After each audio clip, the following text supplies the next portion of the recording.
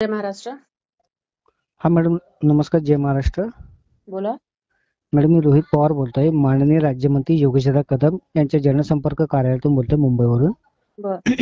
मी आपल्याला कॉल यासाठी केला की हा नंबर आहे ना आपल्या दादांच्या कार्यालयाचा आहे.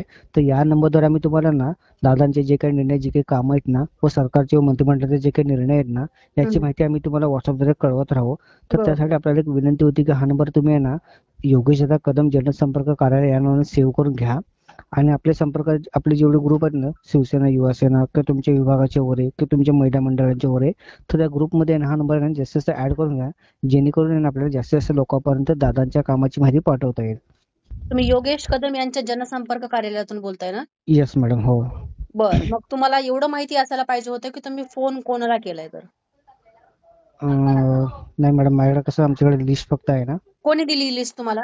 आपल्याकडे जिल्ह्याने यादी आहेत. कोणी कोणी कोणी दिली? जिल्ह्याने यादी आहे त्याच्यातून. जिल्हा निहाय. हा हा. बर. मी कुठल्या जिल्ह्याची आहे? नाही, माझ्याकडे मॅडम नावं नाही आहेत फक्त हो. त्याची. तुम्ही काय म्हंटलात की जिल्हा निहाय दिलाय, तर मग मी कुठल्या बरोबर, हो. जिल्ह्याची आहे? ठीक आहे मॅडम, मला माहित नाही मॅडम. तुम्ही आता फोन केल्यावर जेव्हा तुम्ही बोलत होता तेव्हा मी तुमचं पूर्ण ऐकत होते. बरोबर आहे, हो. आता मी बोलत असताना तुम्ही पूर्ण ऐकायचं. होय सर, हो मॅडम, बोला. सगळ्यात पहिलं तर म्हणजे मी कोण आहे नंतर सांगेल, तुम्ही फोन कोणाला केलात हे नंतर सांगेल. ठीक आहे मॅडम. पहिलं, हं. जे तुमच्या योगेश कदमांनी महिलांच्या बाबतीमध्ये जे वक्तव्य केलं, ओके. ते असले वक्तव्य आम्ही आमच्या मोबाईलमध्ये, आमच्या डेटामध्ये सेव्ह ठेवायचे किंवा याच्यासाठी तुमचा नंबर सेव्ह करून ठेवायचा का? नाही मॅडम, ठीक आहे. स्वारगेट प्रकरणी जे योगेश कदमांनी वाक्य केलं, हे कॉल तुम्ही जेव्हा मला कॉल केलात तेव्हा हां. जे टू आवाज आला, याच्यावरून असं कळतं की हा कॉल रेकॉर्ड होतोय. कॉल हं. तुमचा रेकॉर्ड होतोय, म्हणून मी तुम्हाला हे सगळं सांगतेय. नाही, बोला मॅडम, आणि काय हरकत नाही. आणि बोला. हा कॉल जशास तसा योगेश कदमांना ऐकवायचा हं, की हं. आम्ही एका व्यक्तीला कॉल केला होता आणि तिनं आमची अशी कान उघाडणी केली.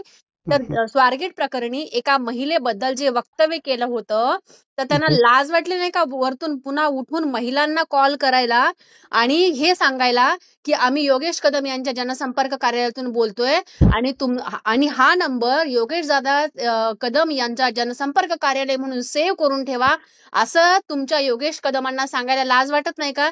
ठीक आहे, तुम्ही तिथं नोकरी करत असाल, तुम्ही त्यांचा कार्यकर्ता असाल, ती गोष्ट वेगळी आहे. हं. ठीक परंतु आहे. तुम्हाला इतकी माहिती, मी कोण आहे, माझा नंबर ट्रू कॉलर वरती माझं नाव येतं. नंबर डायल करत असताना तुम्हाला कळलं पाहिजे की आपण कोणाला नंबर डायल करतोय. आता मी आहे अयोध्या पोळ पाटील, अच्छा. शिवसेना उद्धव बाळासाहेब ठाकरे यांची शिवसैनिक. आणि अच्छा. पुन्हा जर मला गद्दार लोकांकडून कसल्याही प्रकारचा जर कॉल आला, माझा नंबर तुमच्या लिस्ट मधून हटला पाहिजे. आणि ठीक आहे, तुम्ही ठीक आहे म्हणताय मॅडम. जिल्हा, let me complete. Okay, okay. बोला, बोला. हां. तुम्ही म्हणताय जिल्हा निहाय मध्ये तुम्हाला यादी हं, आली. हे हं, हं. असं लोकांना मूर्ख बनवणं बंद करा. एकतर तुम्ही आमचे आमदार पळवता, हा कॉल मी टाकतेस माझ्या सोशल मीडियावरती आणि त्या योगेश कदम पर्यंत पण पोहोचला पाहिजे, तेव्हा महाराष्ट्रला पण कळलं पाहिजे की तुम्ही असं खोटं बोलून जिल्हा निहाय वगैरे आमचे आमदार पळवले, खासदार पळवले, सगळं पळवलं. आणि आता कार्यकर्ते सुद्धा, म्हणजे तेच लोक तुम्हाला नंबर देत आहेत, ह्या नंबरला कॉल करा म्हणून. पुन्हा जर आमच्या कुठल्याही शिवसैनिकांना कॉल केलात आणि हे नंबर सेव्ह करा म्हणून सांगितलात, तर याद राखा. ठीक आहे मॅडम. धन्यवाद मॅडम. काय प्रॉब्लेम. जय जय महाराष्ट्र.